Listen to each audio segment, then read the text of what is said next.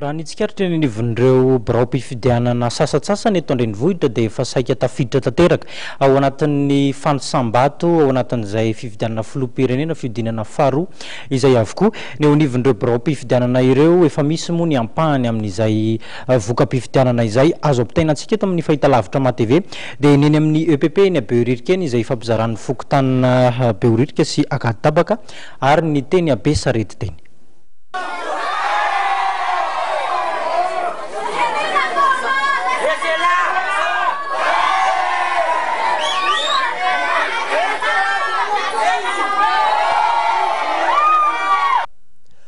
Efa manomboka amin'ny valitsikelikely amin'izao fotoana itenenana izao ny valim-pifidianana vonjomaika amin'ny fiodinana faharoa amin'ny fifidianana filoham-pirenena eny anivon'ireo birao-pifidianana sasatsasany izay nandalovanay io arivo io.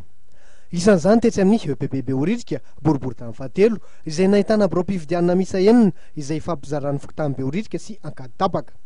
Manodidina ny taha-fitoro sasany ariva tany hoany tao aorian'ny fanisambato tao anivon'ny birao-pifidianana Behoririka mitondra ny laharana voalohany ohatra dia mitarika amin'ny isa 7 sy telonjato ny kandida laharana fahatelo amby telopolo Andriamatoa Jean-Louis Robinson raha toa ka 720 kosa ny an'ny kandida laharana fahatelo Hery Rajonary Mampianina. Mahatratra 770 sy arivo ny isan'ireo voasoratra anarana ao anaty lisam-pifidianana teo amin'ity birao-pifidianana iray ity. Mahatratra 750 ny vato manan-kery, 20 ny vato fotsy ary 10 kosa ny vato tsy manan-kery. Mbola mitoy kosa ny fanisambato any anivon'ireo birao-pifidianana sasatsasany toy ny etsy amin'ny birao-pifidianana izay misy ny fokontany Soavinandrinina mitondra ny laharana voalohany ary mitoetra etsy amin'ny EPP Besarety.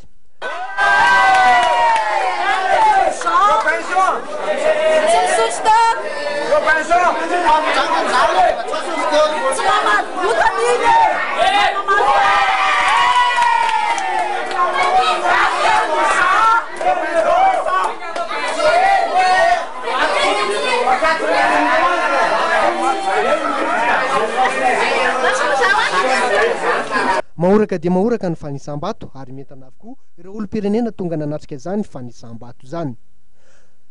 Ao amin'ity birao-pifidianana iray ity kosa etsy an'ny EPP Besarety hatrany birao-fifidianana laharana faharoa dia mbola mitoy ny fifidianana io arivo io tamin'ny fitorana sy fahefany tany hoany.